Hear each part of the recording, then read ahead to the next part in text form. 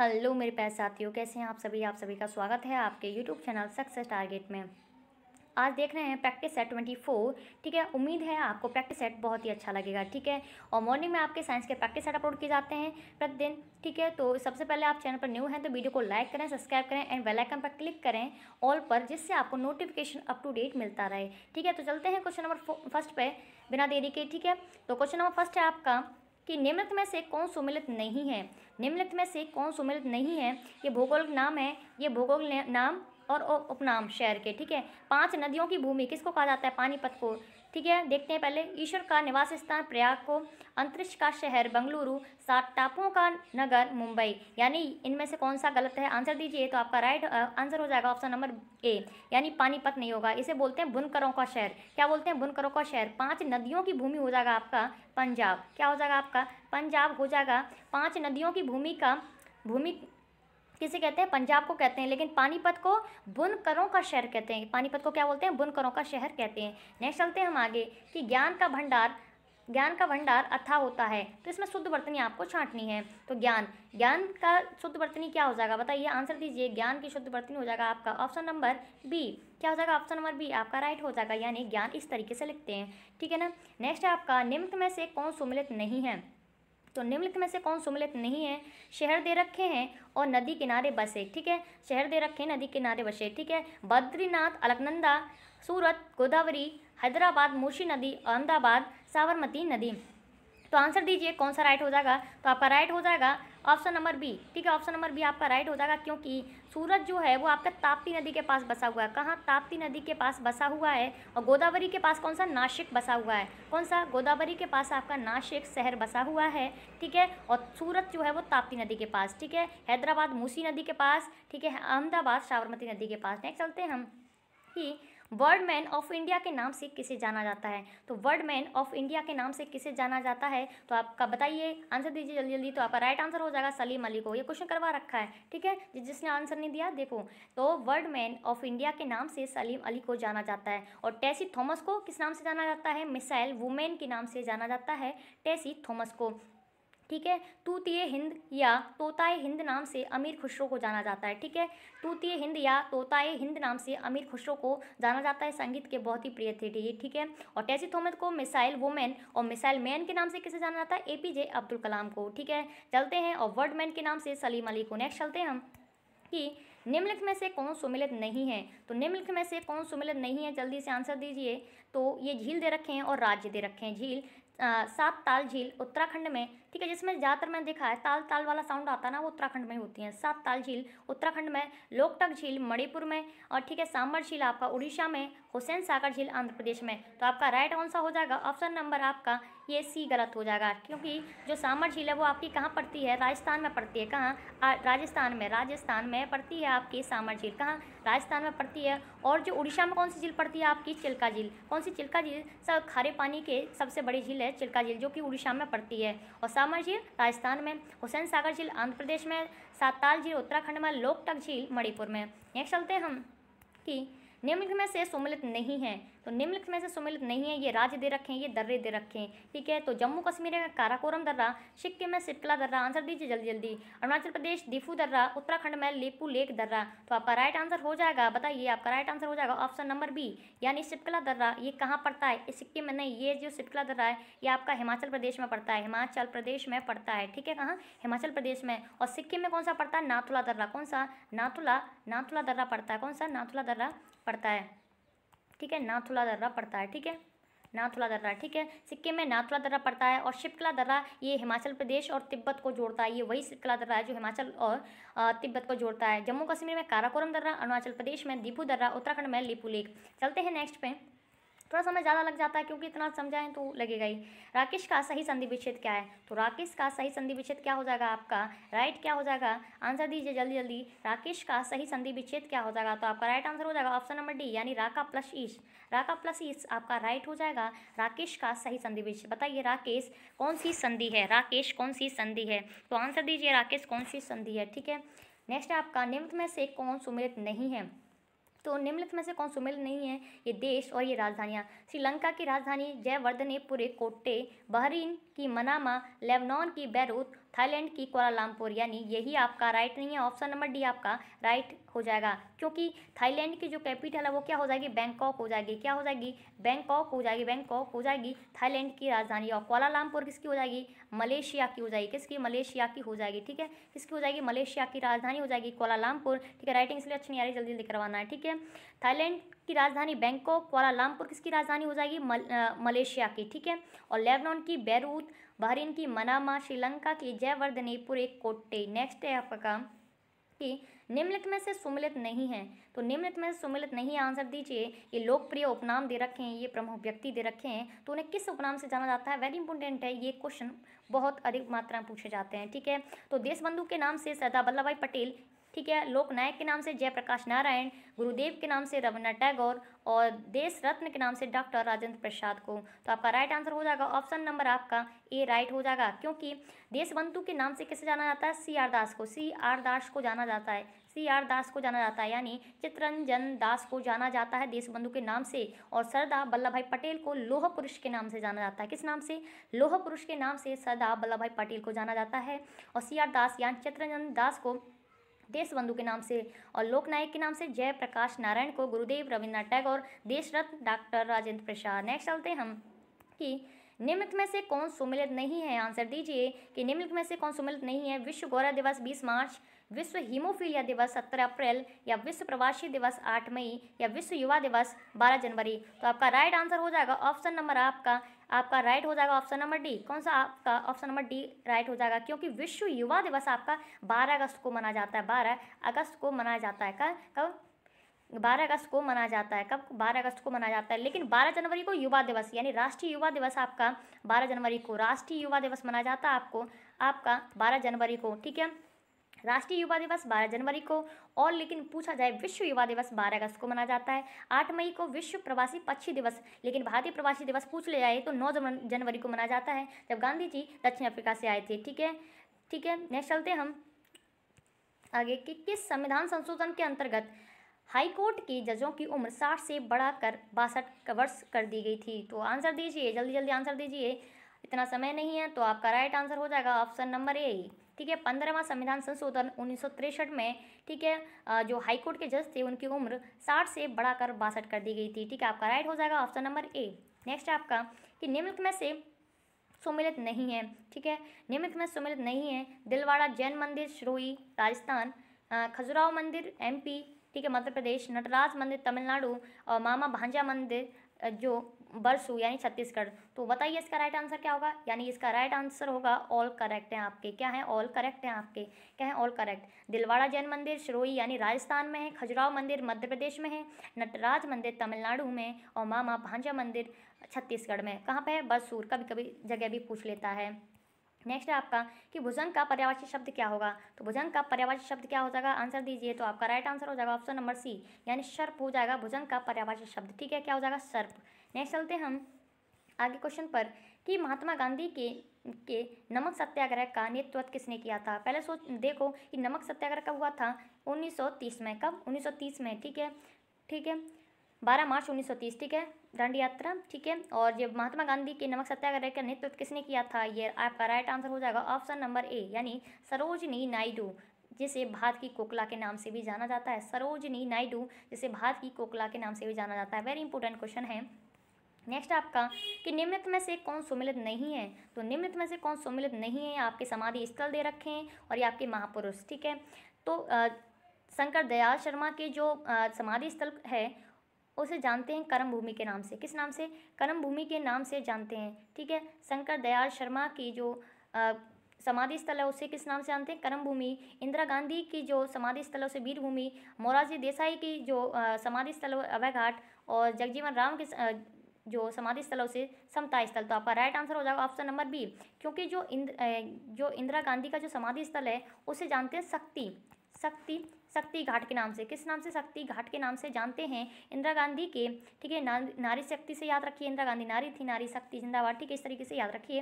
इंदिरा गांधी के समाधि स्थल को शक्ति घाट नाम से जानते हैं, और वीर भूमि के नाम से जानते हैं राजीव गांधी। राजीव गांधी। ठीक है, राजीव गांधी के समाधि स्थल को किस नाम से जानते हैं, वीर भूमि के नाम से जानते हैं। ठीक है, करमभूमि, शंकर दयाल शर्मा, वीरभूमि, राजीव गांधी, इंदिरा गांधी के समाधि स्थल को शक्ति घाट, अभय घाट, मोरारजी देसाई, समता स्थल, जगजीवन राव। नेक्स्ट है आपका कि निम्नलिखित में से कौन संसद के दोनों सदनों में से किसी भी सदन की कार्यवाही में भाग ले सकता है?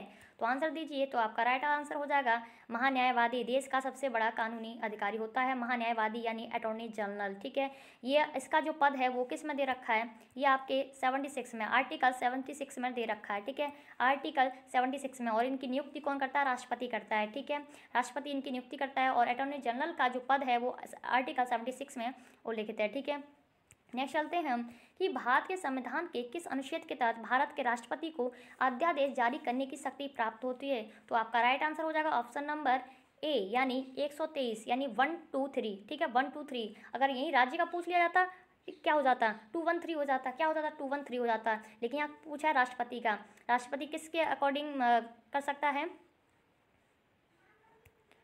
ठीक है, तो राष्ट्रपति किसके अकॉर्डिंग कर सकता है?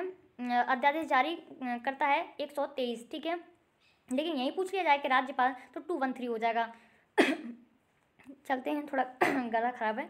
अनुच्छेद जो 360 है ये वित्तीय आपातकाल से संबंधित है। ठीक है, जैसे देश में वित्तीय यानी संपत्ति की आपात लगता है तो राष्ट्रपति पूरे भारत में वित्तीय आपातकाल की घोषणा कर सकता है और जो मनुष्य के जो भी संपत्ति है उस पर भी सरकार का अधिकार हो जाता है वित्तीय आपातकाल के समक्ष। ठीक है, अनुच्छेद 356 ये राष्ट्रीय आपातकाल से संबंधित है। किससे? राष्ट्रपति शासन से, राष्ट्रपति शासन से। ठीक है, राष्ट्रपति शासन 356 के अकॉर्डिंग लगाया जाता है आर्टिकल और 352 के अकॉर्डिंग आपका राष्ट्रीय आपातकालीन, ठीक है, राष्ट्रीय आपातकालीन लगाया जाता है। ठीक है, नेक्स्ट है देखो अनुच्छेद 360 के अकॉर्डिंग वित्तीय आपातकालीन और अनुच्छेद 356 के अकॉर्डिंग राष्ट्रपति शासन और 352 के अकॉर्डिंग राष्ट्रपति आपातकालीन। ठीक है, नेक्स्ट आपका और 123 का अध्यादेश जारी करता है। नेक्स्ट आपका कि उपमान का विलोम शब्द क्या है? तो उपमान का विलोम शब्द क्या हो जाएगा? राइट आंसर दीजिए उपमेय। क्या हो जाएगा? उपमेय आपका राइट आंसर हो जाएगा। ठीक है, बैटरी डिस्चार्ज हो गई है। ठीक है, तो उपमान का विलोम शब्द क्या हो जाएगा? उपमेय हो जाएगा। जल्दी जल्दी कर लेते हैं। उपमान का विलोम शब्द हो जाएगा उपमेय। ठीक है, नेक्स्ट चलते हैं हम कि निम्नलिखित में से कौन सम्मिलित नहीं है? ये नए राज्यों का गठन दे रखा है। ठीक है, तो बताइए निम्नलिखित में कौन सम्मिलित नहीं है? तो आपका नए राज्यों का गठन अनुच्छेद 3 में सही है। नागरिकता संविधान का भाग 2 में, मौलिक अधिकार संविधान का भाग 3 में। ठीक है, अस्पृश्यता यानी अनटचेबिलिटी अनुच्छेद 17 में, छुआछूत। ठीक है, अस्पृश्यता का अंत किस में दे रखा है? अनुच्छेद 17 में, वेरी इंपॉर्टेंट है। मौलिक अधिकार संविधान के भाग 3 में, नागरिकता संविधान के भाग 2 में और नए राज्यों का गठन अनुच्छेद 3 में दे रखा है। ठीक है, चलते हैं नेक्स्ट हम कि कोई भी विधेयक धन विधेयक है या नहीं, इसका निर्णय कौन करता है? ठीक है, कोई विधेयक धन विधेयक है कि नहीं, इसका निर्णय कौन करता है? तो आपका राइट आंसर हो जाएगा ऑप्शन नंबर ए यानी लोकसभा अध्यक्ष करता है। ठीक है, लोकसभा अध्यक्ष करता है। बताइए वर्तमान में लोकसभा अध्यक्ष कौन है? नेक्स्ट है आपका कि भारतीय संसद बनती है, तो भारतीय संसद किन किन से बनती है? तो आपका राइट आंसर हो जाएगा, इसे तो सभी जानते होंगे, लोकसभा, राज्यसभा और राष्ट्रपति से मिलकर बनती है। तो आपने ये ट्रिक पढ़ी होगी सरला। ठीक है, सरला से पढ़ी होगी। आपका स से हो गया संसद, ठीक है, र से हो गया राज्यसभा और ल से हो गया लोकसभा और राष्ट्रपति अलग से लगा लीजिए। ठीक है, राष्ट्रपति तो स से 79 में इसका उल्लेख है, 79 में, और र का जो राज्यसभा है उसका 80 में। ठीक है, और जो लोकसभा है 81 में। ठीक है, इस तरीके से आप याद रखिए। नेक्स्ट है आपका कि एसटीडी का संक्षिप्त रूप क्या है? तो एसटीडी का संक्षिप्त रूप आपका राइट आंसर हो जाएगा सब्सक्राइब ट्रंक डायलिंग। क्या हो जाएगा? Subscriber trunk dialing. Subscriber trunk dialing आपका राइट आंसर हो जाएगा एसटीडी का संक्षिप्त रूप। ठीक है, नेक्स्ट आपका कि निम्नलिखित में से क्या किसी खेल का नाम नहीं है? निम्नलिखित में से क्या किसी खेल का नाम नहीं है? तो आपका राइट आंसर हो जाएगा ऑप्शन नंबर ए यानी ओलंपिक किसी खेल का नाम नहीं है। बिलियर्ड्स ये है, पोलो भी है, वॉलीबॉल भी है। बताइए वॉलीबॉल में कितने कितने प्लेयर होते हैं? नेक्स्ट है आपका कि तालू में जीभ ना लगाना मुहावरे का अर्थ हो जाएगा। तो तालू में जीभ ना लगाना मुहावरे का अर्थ हो जाएगा कि चुप ना रहना, 1 मिनट भी चुप ना रहना, इसका मतलब हो जाएगा तालू से जीभ ना लगाना। ठीक है, नेक्स्ट है कि 1975 में स्वर्ण पदक विजेता विश्व कप हॉकी के भारतीय कप्तान कौन थे? ठीक है, 1975 में स्वर्ण पदक विजेता विश्व कप हॉकी के भारतीय कप्तान कौन थे? तो आपका राइट आंसर हो जाएगा ऑप्शन नंबर ए यानी अजीत पाल सिंह। क्या हो जाएगा? अजीत पाल सिंह आपका राइट आंसर हो जाएगा। नेक्स्ट चलते हैं हम कि नाव के रिएक्टर के खोजकर्ता कौन थे? तो नाव के रिएक्टर के खोजकर्ता कौन थे? Enrico Fermi. कौन थे? एनरिको फर्मी आपका राइट हो जाएगा। नाव के रिएक्टर के खोजकर्ता क्या कौन थे? Enrico Fermi. चेचक के कौन थे? एडवर्ड जेनर थे। कौन थे? एडवर्ड जेनर चेचक के थे। नेक्स्ट है आपका कि तेल का एक बैरल लगभग कितने लीटर के बराबर होता है? तेल का एक बैरल लगभग कितने लीटर के बराबर होता है? तो आपका राइट आंसर हो जाएगा ऑप्शन नंबर बी, यानी 159, ठीक है, 159 लीटर के बराबर होता है एक बैरल, ठीक है। वेरी इंपॉर्टेंट क्वेश्चन है, ये पूछा जाता है बार बार, इसलिए मैंने ले लिया। नेक्स्ट है आपका कि 124 बाइट किसके बराबर होता है? तो आपका राइट आंसर हो जाएगा 1 किलो बाइट के बराबर होता है, यानी 1 केबी के बराबर होता है। 1024 बाइट 1 केबी यानी 1 किलो बाइट के बराबर होता है।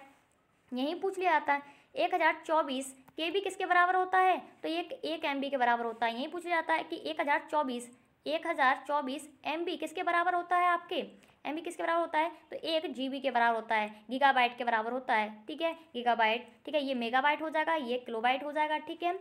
1024 बाइट 1 केबी के बराबर होता है, 1 किलोबाइट के बराबर। वहीं पूछ लिया है 1024 केबी किलोबाइट तो 1 एमबी के बराबर होता है 1 मेगाबाइट के। वहीं पूछ लिया जाता है 1024 एमबी तो 1 जीबी के बराबर, यानी 1 गीगाबाइट। नेक्स्ट है आपका कि तैमूर लंग ने किस वर्ष में भारत पर आक्रमण किया?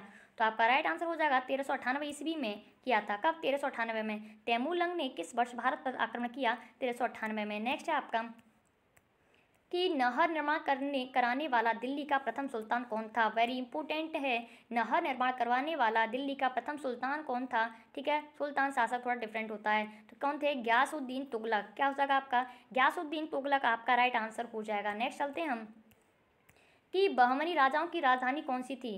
तो बहमनी राजाओं की राजधानी कौन सी थी? तो आपका राइट आंसर दीजिए, आपका राइट आंसर हो जाएगा गुलबर्गा, ठीक है। बहमनी राजाओं की राजधानी कौन सी थी? गुलबर्गा। नेक्स्ट चलते हैं, भारत में बीबी का मकबरा कहाँ स्थित है? ठीक है, तो आपका राइट आंसर हो जाएगा औरंगजेब, महाराष्ट्र में, ठीक है। बीबी का मकबरा कहाँ स्थित है? इसे ताजमहल की फूवड़ नकल भी बोलते हैं, ठीक है। बेहुदा ताजमहल भी बोलते हैं इसको, ठीक है। औरंगाबाद में, महाराष्ट्र में स्थित है, ठीक है, ठीक है। ताजमहल की नकल भी बोलते हैं, ठीक है। बेहुदा, इस तरीके से कई नाम हैं इनके, ठीक है। कहाँ स्थित है? औरंगाबाद, महाराष्ट्र में। नेक्स्ट है, हिंदी भाषा के विकास का सही अनुक्रम कौन सा है? ये क्वेश्चन मैंने आपको बहुत ही अच्छे से करवा रखा है, तो बताइए हिंदी भाषा के विकास का सही अनुक्रम कौन सा है? तो आप देखिए, हिंदी जब लास्ट में आई है, ठीक है, तो हिंदी लास्ट में होगी, ऑप्शन देख लीजिए। तो किन किन में हिंदी है? दूसरे में थी और इसमें थी तीसरे में, तो आपका राइट कौन सा हो जाएगा? ये ऑप्शन नंबर आपका सी राइट हो जाएगा, क्योंकि अपभ्रंश के भी अगर यहाँ पर सौर सैनी भी दे रखी होती हिंदी से पहले तो भी राइट हो जाता है हिंदी, ठीक है। पाली से पहले से क्या थी? संस्कृत थी, ठीक है। संस्कृत से पाली आई, पाली से प्राकृत आई, समझ रहे हैं ना।